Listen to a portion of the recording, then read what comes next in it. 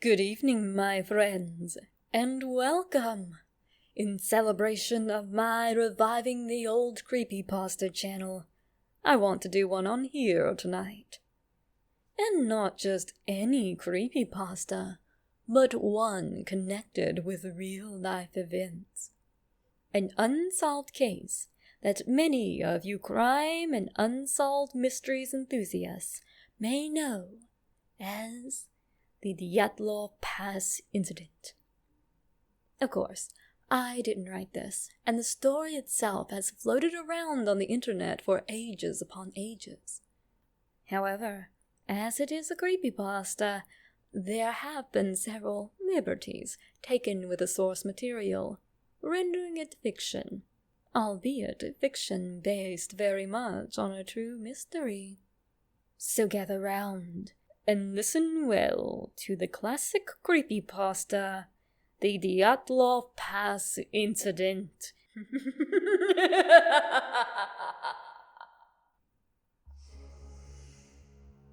In the winter of 1959, 9 university students died mysteriously while hiking in the Ural Mountains located in the former Soviet Union.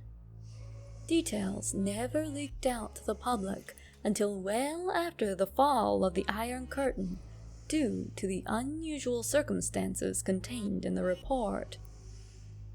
The bodies of the hikers were found not far from their camp, which had nearly been destroyed. Investigators followed footprints to what looked like a small bonfire and the first 2 bodies. Inexplicably, they were clad only in their underwear, despite the bitter Russian winter. It was as if some force drove them from their camp before they could even dress. 3 more were found in another location, looking as if they were trying to return to their doomed camp after their companions succumbed to hypothermia. None of the bodies were dressed for the winter, some without even shoes, and others with only strips of cloth on their feet, torn from the clothing of the already dead. If the circumstances were unusual, the autopsy proved to be completely bizarre. One of the students had major fractures to his skull, and another 2 had their ribs completely smashed. No external wounds or trauma were found. Medical experts compared the injuries to a high-speed car crash, stating it would be impossible for another human being to create injuries of their type without an external wound. Another camper, a young woman, had her tongue missing. While investigators initially suspected foul play, no footprints were found near any of the bodies other than the student's own, adding to the mystery.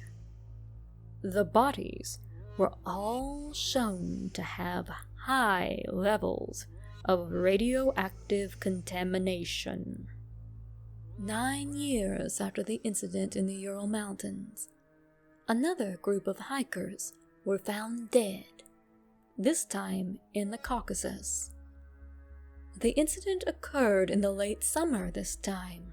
However, many similarities were present. The hikers' campsite was found destroyed, and the campers were forced to flee with little or no provisions. Rather than being spread out, the bodies were all found within a dozen yards of each other in a nearby clearing. The scene was described as horrifying by police. The bodies were positioned as if thrown at a great speed, and postured as if their bones had been smashed to splinters. The results of the medical investigation were immediately sealed by the Soviet government. Again, each of the 6 bodies presented high doses of radiation, despite a normal background radiation level near the site of the deaths. During autopsy, the medical examiner discovered that the initial description of the hiker's bones being smashed was incorrect. Their entire skeletal structures were missing, despite having no external wounding whatsoever.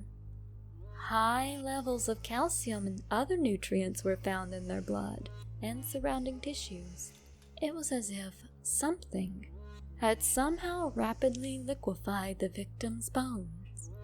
Crime scene photos also revealed the clearing that the bodies were found in was not natural.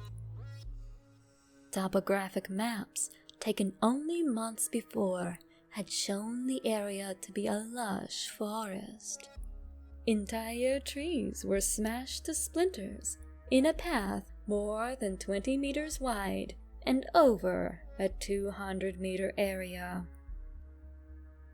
Despite the Soviet crackdown on all information, it eventually leaked out, as all such information does.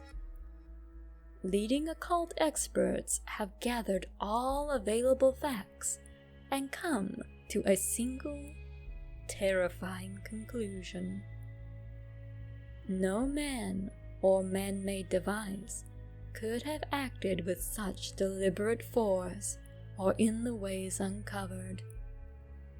Of all research available, only one entity could have been responsible.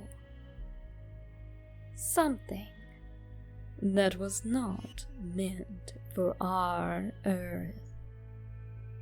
Something that struck fear into the heart of a certain insane Arab.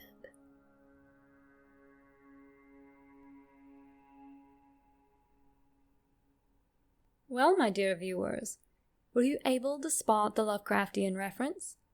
That's right. The last line refers to Abdul al-Hazred, both a pseudonym used by H.P. Lovecraft after reading 1001 Arabian Nights, and one of his characters, the fabled author of the Necronomicon. I do so enjoy Cthulhu, Nyarlathotep, and other such horror monsters, but I must confess, I feel as though the story itself would have been far creepier just by stating the facts of the case. I don't know, it just feels like the cliché nature of throwing Lovecraftian references into the work breaks the suspension of disbelief. However, if this case has perked your interest, I would suggest looking deeper into it. Like, share, sub, and all that good stuff. If you want to hear more creepypastas, check out my old channel, now in the process of revision, MOUNTAINEYES Narrations. I've begun a twice-a-week schedule, and my next story, another Pokemon creepypasta, will be up sometime tomorrow. Good night, and see you all real soon.